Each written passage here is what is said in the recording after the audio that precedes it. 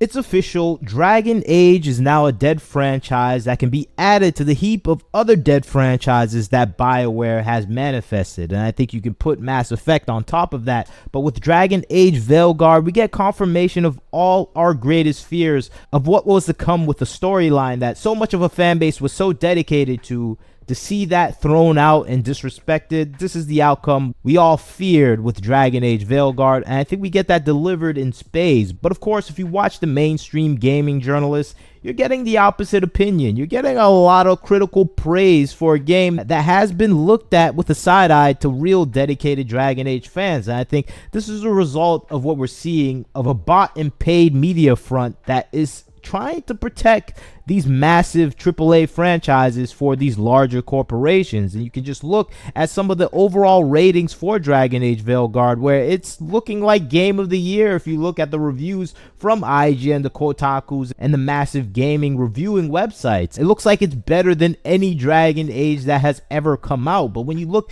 at the details of some of these reviews, you realize these people are not really even talking about the game itself. They're talking about inclusivity. They're talking about the diversity of the staff that are playing these games. They're talking about things that really don't matter to a gamer, but only really matter to an activist that is trying to present their social ideas in a video game format. And of course, if you know what gaming journalism is nowadays, it's a bought and paid format for AAA companies to present their games. And of course, it's a progressive organization that's trying to push its own personal ideals. So there's nothing in it for the gamers to pay attention to these reviewing platforms. And I think this is playing out with Dragon Age, where we see a clear discrepancy with the fans that actually love this franchise looking at this game with ultimate dislike and disappointment, while the gaming journalists are praising it because it has people that they feel like look like themselves, act like themselves, and nothing to do with the gameplay, the storyline that we all grew up with for the past 20 years. And unfortunately, this is a situation in gaming journalism nowadays where people don't really care about the game that is being made anymore. They care about the ideals that may be represented in this game. And I think that's ultimately what we're seeing with these 100 reviews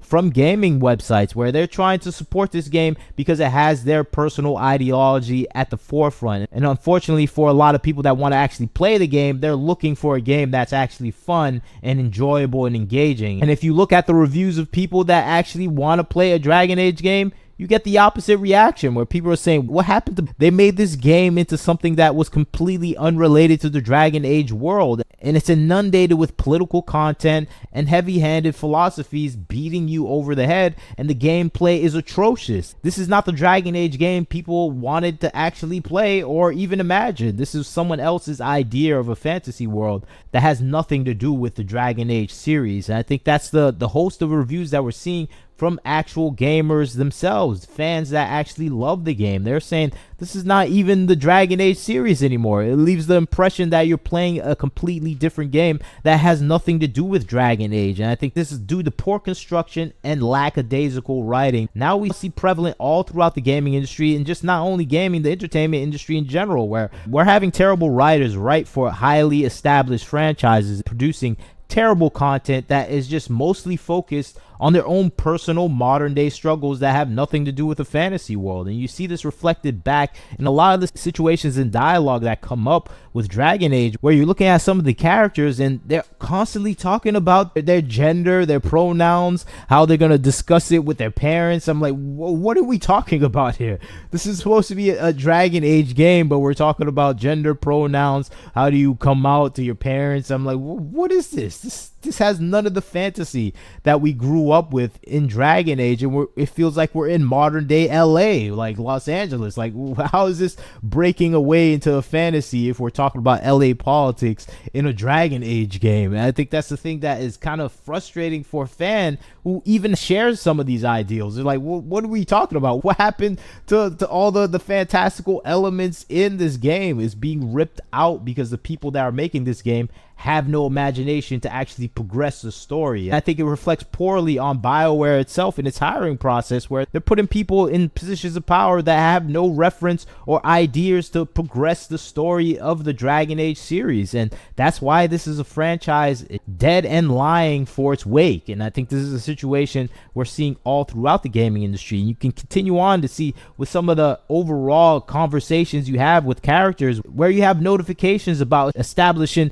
transgender identity in the dialogue, where you can actually talk about these things, where it's discussed in the modern day type of LA format about identity politics and racial and gender issues. I'm like, what is this? This feels like a campaign ad rather than a Dragon Age fantasy. And I think that's the thing that is pulling away a lot of reviewers, where they're saying, what is happening here? This is not the game I played. This is not the game that had a long-standing story. Of course, people have problems with the story elements as well, throwing away most of the story that people built over the past 20 years. And it is showing why they did that, because they had a different story to tell. They wanted to tell the story of their own personal transition, and it plays out in the game like that, where you're having table discussions about your non-binary situation. It's just like, who's here to play that? Who's here to see that in a Dragon Age game? This is supposed to be something wrapped in this own mythological purpose, and that is being taken away because the people making this game don't have the imagination to go beyond themselves. And you can see this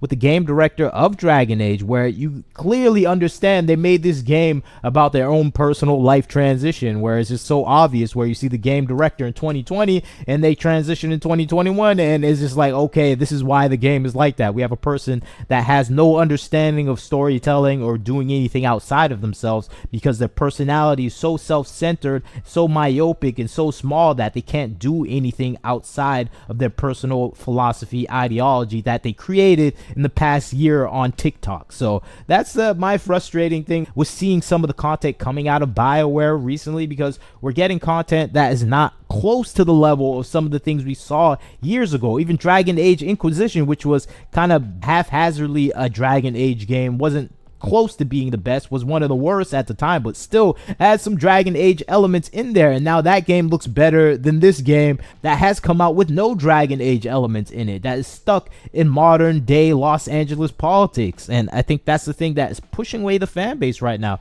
Where we're looking at this game, we're looking at the people creating in this game, we're going, okay, this person is not making a Dragon Age game. They're making their queer gender mancy story that they created themselves that have nothing to do with Dragon Age. And I think that is a disappointing thing for a lot of the fans that were looking forward towards a game that was reminiscent of the things that we saw with Dragon Age Origins, even Dragon Age 2. I know people have problems with that, but it's still closer to being a Dragon Age game. And as we go further in time into the future, it seems like we're going further away from the base elements of the Dragon Age franchise. So it makes sense to say that the Dragon Age era is over. There's no more Dragon Age games coming out after this. It's over. I think if you're a Dragon Age fan, play Dragon Age Origins and Dragon Age 2 and enjoy it, even with some of the flaws. Maybe you can play Dragon Age Inquisition, even though that game is highly flawed. At least the characters look better in Dragon Age Inquisition. And I think, unfortunately, this is the future of the gaming industry. Games being made by people that don't know how to make games, that don't know how to tell stories, and unfortunately don't respect the past games that came before them. That seems to be the entropy that we're seeing in the gaming industry as a whole. But you tell me what you think about the situation. What do you think about Dragon Age being an utter failure for the game player base, at least the fan base? The critics are enjoying this terrible game, but of course they're not really finishing the game. If you know gaming journalists, they're playing 10 minutes, they're looking at other people's reviews, and they're confirming that it has their ideology, and they're giving it the stamp of approval like we see here with IGN and all the other platforms. But you tell me what you think about the situation. I'd like to hear your thoughts. Like, comment, share, subscribe. This is Wagner Knows Why. Catch you next time.